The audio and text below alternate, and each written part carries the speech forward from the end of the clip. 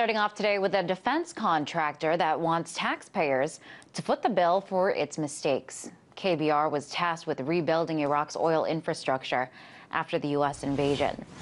The Karmat Ali Water Treatment Center, ran by the contractor, was laced with a substance called sodium dichromate. KBR told U.S. soldiers guarding the place that it was a mild irritant. Well, turns out it's not mild, but deadly. The substance is an extreme carcinogen, and one of the soldiers stationed there died of cancer a few years ago. And in November, a jury found KBR guilty of poisoning a dozen soldiers. The jury ordered the company to pay $85 million in damages. But now KBR is saying it's not responsible for paying the bill. Taxpayers are. Why? KBR says it entered into an indemnification agreement with the government, which protects it from being sued. And it's not just the $85 million KBR says taxpayers should cough up. The company wants $15 million that is spent on legal fees to be covered also.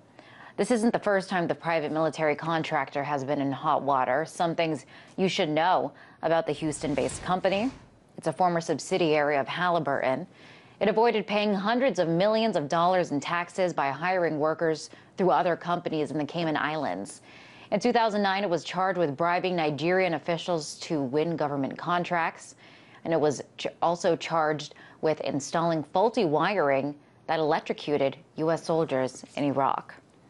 For more about this country's shady past and whether taxpayers will foot the bill for their mistakes, I was joined by Mike Doyle, an attorney for some of the soldiers against KBR. I asked Mike if this amounts to a taxpayer bailout for KBR. I think that's certainly what they're demanding. This really is just the first 12 of the 162 soldiers and the families of the two soldiers that died from their exposure. That's just the first 12 up to bat to trial. That's really what they're looking for, is a bailout. No matter what they do, taxpayers pay. Yeah, that's exactly what it sounds like. Is KBR essentially saying through this indemnification agreement that no matter what they're guilty of, that they're not responsible? Well, we didn't know about this going in, and the veterans certainly didn't when they were on the ground. But we found out as the case developed from the testimony of a KBR lawyer that they thought they had cut a deal with the government after they initially got this no-bid deal to go ahead and no matter what they did, willful misconduct, even by the highest principal officers, whoever they killed, soldiers, allies, Iraqis, taxpayers are going to have to pay the bill. Wow. I mean, this sounds like a ridiculous thing to agree to. Why would anyone agree to terms of such an agreement?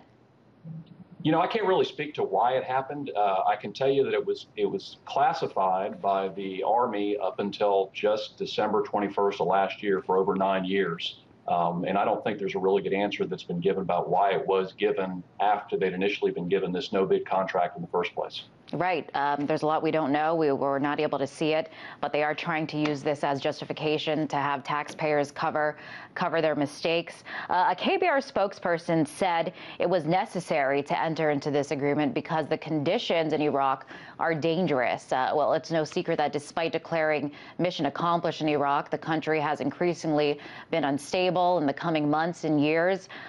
So in light of that, would you say that's a valid argument?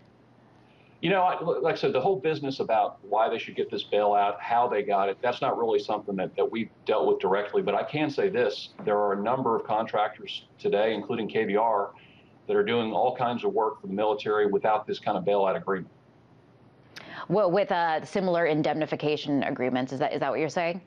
No, what I'm saying is there's many, matter of fact, contractors today doing many of the same kind of jobs that don't have this extra add-on bailout agreement that KBR. Oh, that don't have it. Yeah. So, you know, without really being able to say for sure, you know, why they got it in the first place, I think it is pretty clear that it's not something that's necessary to get contractors to do this work and bid competitively for it. Right. How many more defense contractors would you say are in these kinds of agreements? Because most agencies are not allowed to engage in these agreements, but the Pentagon is exempt.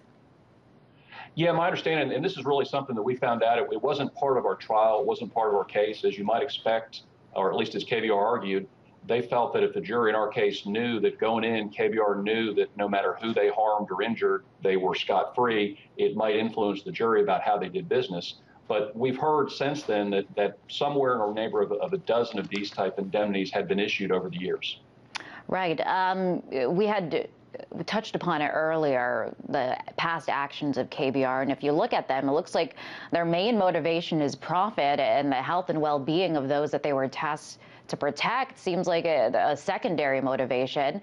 This isn't the first time they've come under scrutiny, so why would the government continue to do business with them? Well, like I said, that's a government decision. I mean, obviously, there's certainly good work done by folks for KBR on the ground in different areas. We know that what they did at Carmen Ali was exactly the opposite. We also know that at least in what happened at Carmen Ali, they were very much focused on an award fee, which was primarily geared towards getting it done fast. And I think the evidence showed that that led to some bad decisions. Right.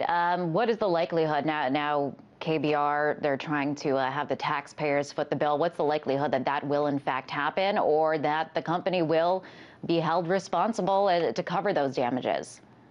Well, I know I can speak for the veterans and the families that we represent, that they feel very strongly that KBR should not be able to push this off on the taxpayers. That being said, I know the government has denied KBR being able to collect under this bailout agreement, and that's a separate case that was just filed after our trial in November. Now, KBR, they were found guilty. Welcome news for these families, these dozen soldiers that were killed, and their families and the communities affected. What's their reaction now to KBR's response that the taxpayers should be covering this? Well, as you might expect, having been fought so hard for so many years to hold KBR accountable, they have a different viewpoint of KBR. And I think that disgust and really just, it's really unfortunate that they're trying to evade accountability by the next step of just saying, okay, fine, no matter what we do, we're going to dump it off on the taxpayers. And I think every one of the veterans, the family members I've talked to, feels that's just another evasion of accountability for KBR. All right. Mike, what is next for this lawsuit? Well, right now, the Oregon case, which was the first 12 folks to get up to trial, like I said, there's still 150 more, split between a few more in Oregon and a case pending here in Houston, Texas, for Indiana, Oregon National Guard, as well as some British troops who were also exposed out there. Those are on an appeal right now on some immunity issues, entirely separate. And once those get resolved, we expect to go to trial with the remainder as soon as possible. All right. I want to mention the NDAA now has a provision in there that would prevent indemnity agreements, such as the one that KBR entered into, from happening in the future. How confident are you that this provision might prevent instances like this from happening again? Well, there have been a lot of good developments aside from the jury holding KBR accountable in this case.